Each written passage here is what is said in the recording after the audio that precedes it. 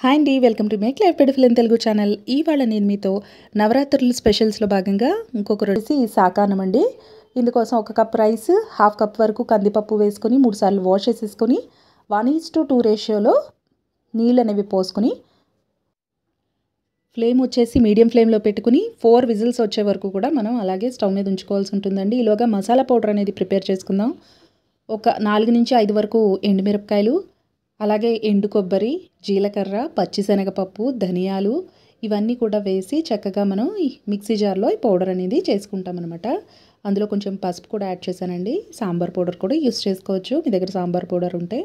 ఇప్పుడు 2 కప్పులు వాటర్ అనేది బండిలో పెట్టుకుని అందులో క్యారెట్ ముక్కలు, బెండకాయ ముక్కలు, ములక్కాడ ముక్కలు, టమాటో ముక్కలు, ఆనపకాయ ముక్కలు, కొంచెం పసుపు యాడ్ చేసి అలాగే కొంచెం పచ్చిమిరపకాయలు కూడా యాడ్ చేయాలండి. ఉల్లిపాయ అనేది వాడకూడదు, ఎందుకంటే ఈ సాకానంలో మనం అమ్మవారికి నైవేద్యంగా పెడతాం కాబట్టి ఉల్లిపాయ, వెల్లుల్లిపాయ అనేది వాడము.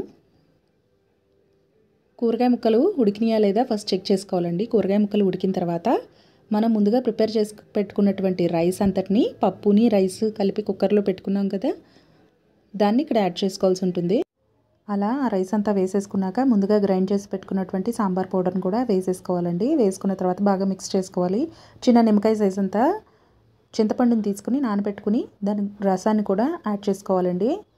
రుచికి సరిపడా సాల్ట్ కూడా యాడ్ చేసుకున్న తర్వాత 15 నుంచి 20 నిమిషాల పాటు మీడియం ఫ్లేమ్లో పెట్టి మూత పెట్టి ఉడికించుకోవాలండి.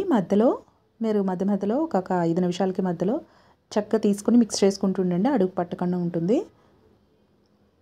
ఫైనల్గా బెల్లం వేసేసి దించేసేయండి. బెల్లం వేయడం వల్ల టేస్ట్ అంతా కూడా బ్యాలెన్స్ చేస్తుంది.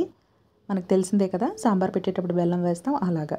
ఇక్కడ పోపు కోసం బాండి పెట్టి అందులో 4 స్పూన్ల వరకు నెయ్యి వేసుకుని ఆవాలు, జీలకర్ర, ఎండుమిరపకాయలు, అలాగే జీడిపప్పు, ఎండుమిరపకాయలు, కరివేపాకు, ఫైనల్గా ఇంగువ వేసేసి కలిపేసుకోవాలండి.